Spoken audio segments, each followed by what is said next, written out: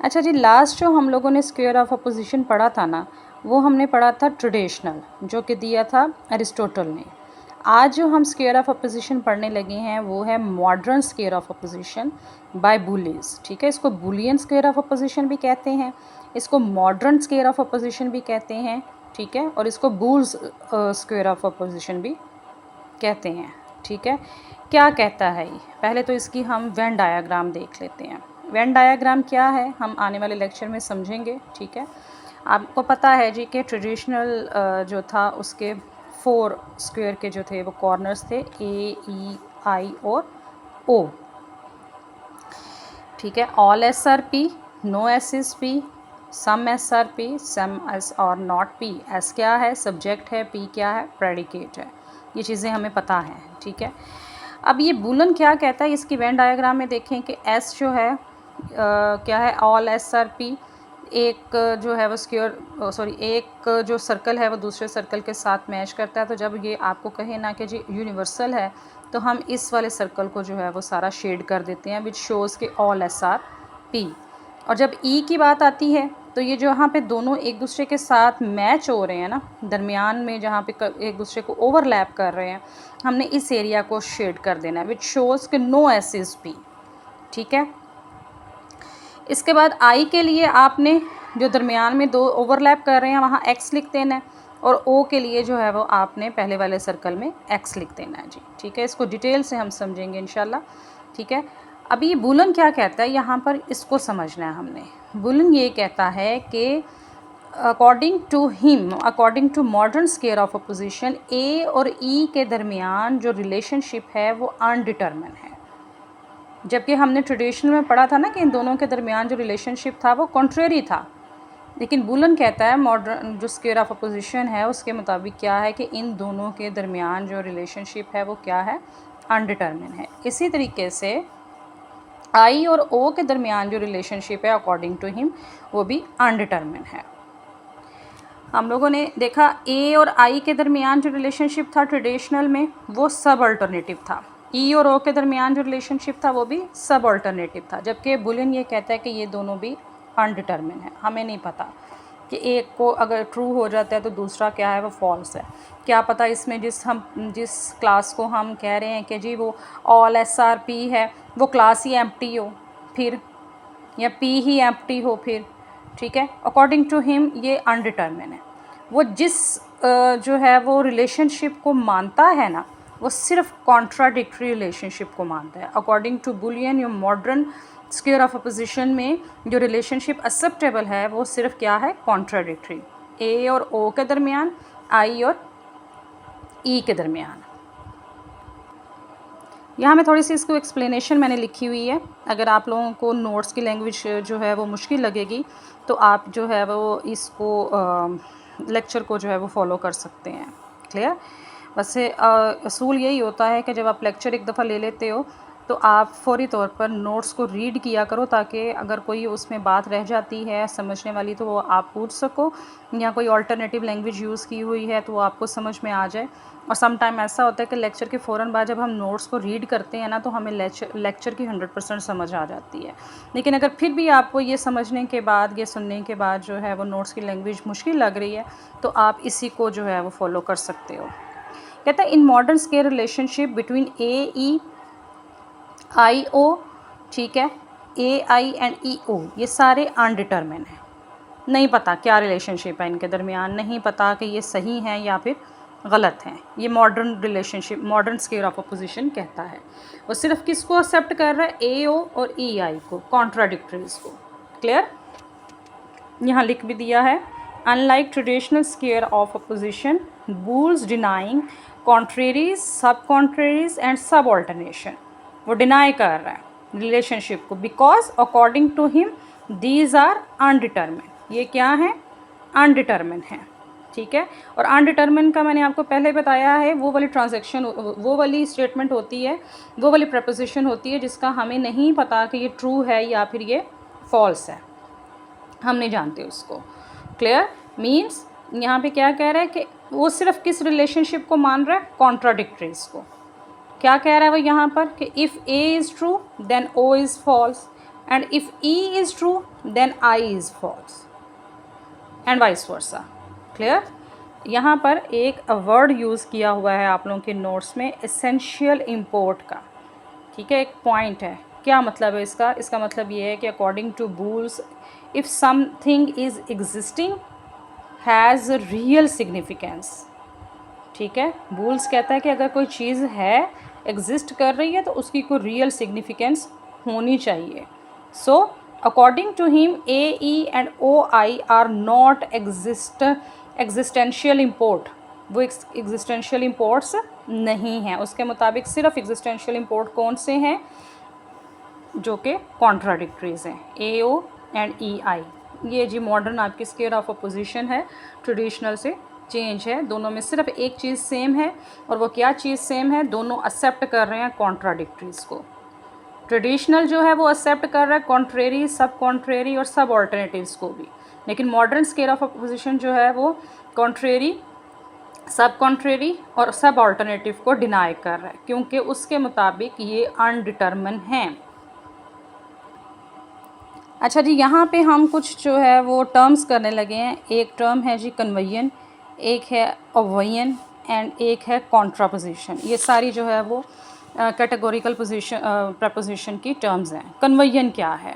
इन कन्वेयन we simply switch subject term with predicate term. क्या करना है कन्वेयन में? सिंपली आपने क्या करना है? एस को पी से बदल देना है, पी को एस से बदल देना है। ठीक है, तो ये आपका क्या हो जाएगा? ये कन्वेयन कहलाएगी। Is that clear? The original proposition to be converted, यानी जिस प्रपोजिशन को आप कन्वर्ट कर रहे हो ना, जो ओरिजिनल प्रपोजिशन है जिसको आप कन्वर्ट कर रहे हो, वो आपकी कहलाएगी कन्वर्टेंट। और जो रिजल्टेंट स्टेटमेंट है ना, जिसको आप दोबारा से एक स्टेटमेंट बना रहे हो, ठीक है, तब्दीली करके जो आप अगेन स्टेटमेंट बना रहे हो, वो आपकी कौन सी स्टेटमेंट कहलाएगी? कन्वर्स। जैसे यहाँ लिखा हुआ है ना, all S are P. S क्या है? सब्जेक्ट है, पी क्या है? प्रेडिकेट है। ये आपकी स्टेटमेंट जो है वो कन्वर्टेंट है, क्योंकि इसको हमने चेंज करना है। क्या चेंज करना है? एस की जगह पी को ले आना है, पी की जगह एस को ले आना है। तो क्या बन जाएगी वो statement? All P are S. तो ये कौन सी स्टेटमेंट है? ये कन्वर्स स्टेटमेंट है। एग्जाम्पल देखते हैं जी। ठीक है, some government officials are thief. Government officials क्या है? एस है। थीफ क्या है? पी है। S are P. अब इनकी पोजीशन चेंज कर देंगे तो क्या बन जाएगा? Some thieves are government officials. Some thieves are government officials, यानी सम एस आर पी। तो ये वाली स्टेटमेंट आपकी कन्वर्टेंट स्टेटमेंट है, ये वाली स्टेटमेंट आपकी क्या है? कन्वर्स स्टेटमेंट है। एक और देख लेते हैं। Some women are teachers. Some women are teachers, यानी सम एस आर पी। अब इनकी पोजीशन चेंज कर दी, वीमेन की जगह टीचर्स ले आए, टीचर्स की जगह वीमेन ले आए, तो क्या स्टेटमेंट बन जाएगी? Some teachers are women. Clear हो गया? अभी हम इनको प्रपोजिशंस के हिसाब से देख लेते हैं कि एक प्रपोजिशन आपके पास ई है, ए है, ई है, आई है और ओ है। इनको कैसे चेंज करना है हमने? गिवन स्टेटमेंट है आपके पास जी, ऑल एस आर पी। ठीक है, ये कन्वर्टेंट है। इसको कन्वर्ट करके कन्वर्स कैसे बनाना है? ठीक है, वो कहते हैं ऑल पी आर एस। तो ऑल पी आर एस नहीं हो सकता, ये पॉसिबल नहीं है। हम इसको थोड़ा सा चेंज करेंगे और इसको सम में यानी लिमिटेड कर देंगे, तो सम पी आर एस बना देंगे इसको। ठीक है, उसके बाद कहता है जी ई, नो एस आर पी। जब इसको उलट कर दिया, पी की जगह एस लगा दिया, एस की जगह पी लगा दिया, तो क्या बन गया? No P are S. इन दोनों में कोई फ़र्क लग रहा है? नहीं लग रहा, यानी ये भी ई है और ये भी ई है, ये दोनों आपस में क्या है? सिमिलर हैं। उसके बाद क्या है जी आई, सम एस आर पी। इसमें भी हमने क्या किया? सब्जेक्ट की जगह प्रेडिकेट और प्रेडिकेट की जगह सब्जेक्ट कर देना है, तो क्या बन जाएगा? Some P are S. तो ये भी वही स्टेटमेंट रहेगी, इसका भी मतलब चेंज नहीं हुआ, ये दोनों चेंज नहीं हुए, ये आई है। उसके बाद क्या है जी ओ, सम एस आर नॉट पी। जब हमने इसको कन्वर्ट कर देना है तो क्या बन जाएगा? Some P are not S. तो लॉजिकली ई और आई स्टेटमेंट्स जो हैं, ई और आई स्टेटमेंट्स जो हैं, इसमें जो कन्वर्टेंट है और जो कन्वर्स है वो आपस में एक दूसरे से मैच कर रहे हैं, आइडेंटिकल हैं, आई में भी एक दूसरे से मैच कर रहे हैं, आइडेंटिकल हैं, ठीक है। तो अकॉर्डिंग टू दिस हमारे पास जो कंक्लूजन आएगा, कंक्लूजन ये होगा कि ई और आई जो स्टेटमेंट्स हैं वो वैलिड स्टेटमेंट्स हैं, वो ट्रू स्टेटमेंट्स हैं, क्योंकि वो दोनों आपस में क्या कर रही हैं, मैच कर रही हैं, तब्दील होने के बाद भी आपस में मैच कर रही हैं।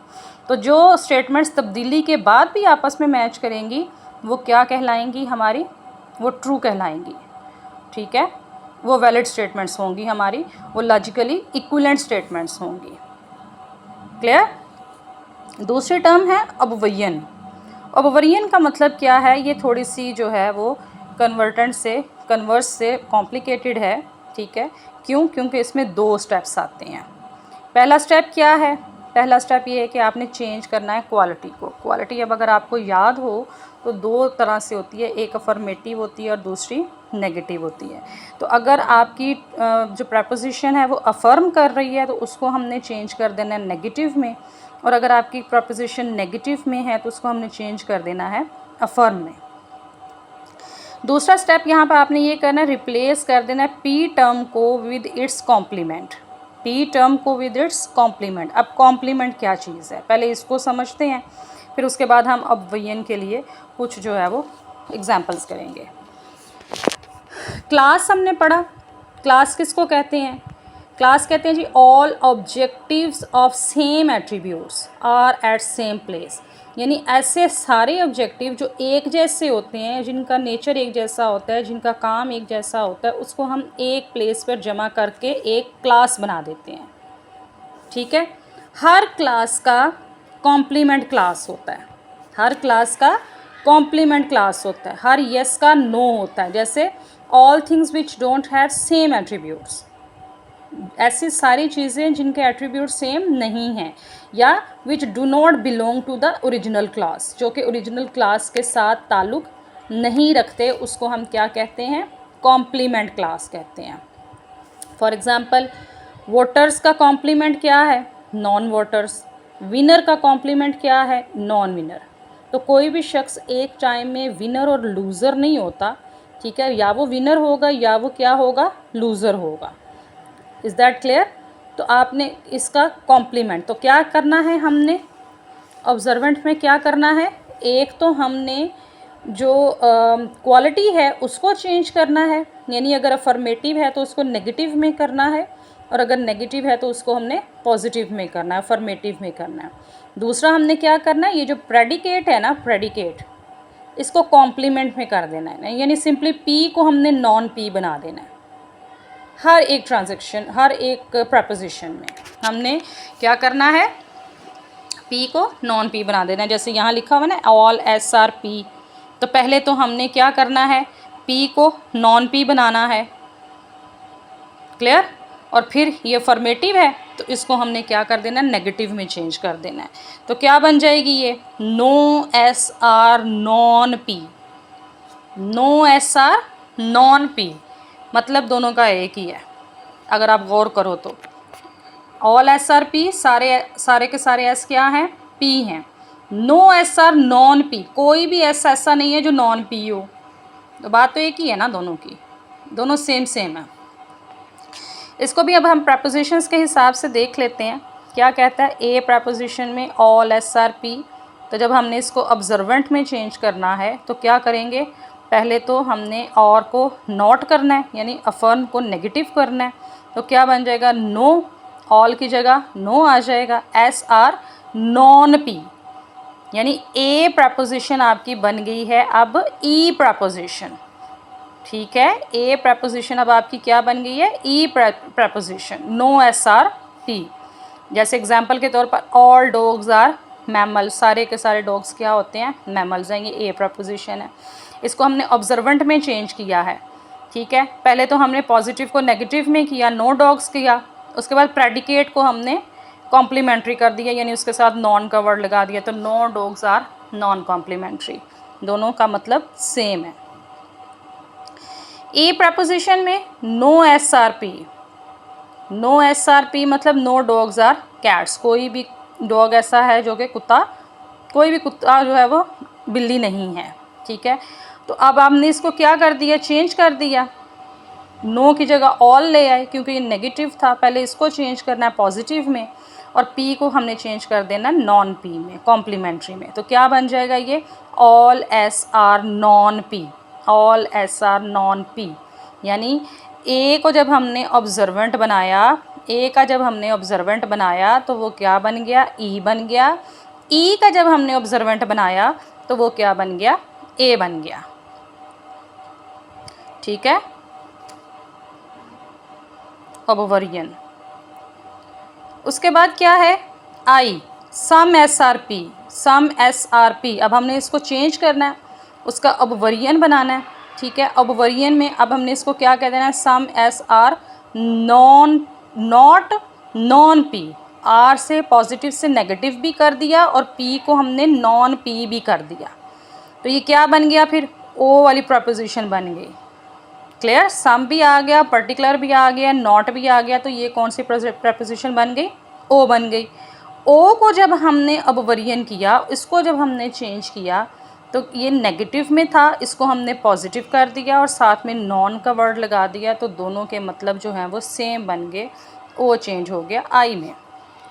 यानी आप जो आपकी जो गिवन स्टेटमेंट है, चाहे वो आपकी गिवन स्टेटमेंट को जब आपने ओबोवरियन में चेंज करना है तो जो भी आपकी तब्दीली आई है वो ठीक होगी। यानी ये भी आपकी बात ठीक है, ये भी ठीक है, ये दोनों आइडेंटिकल्स हैं।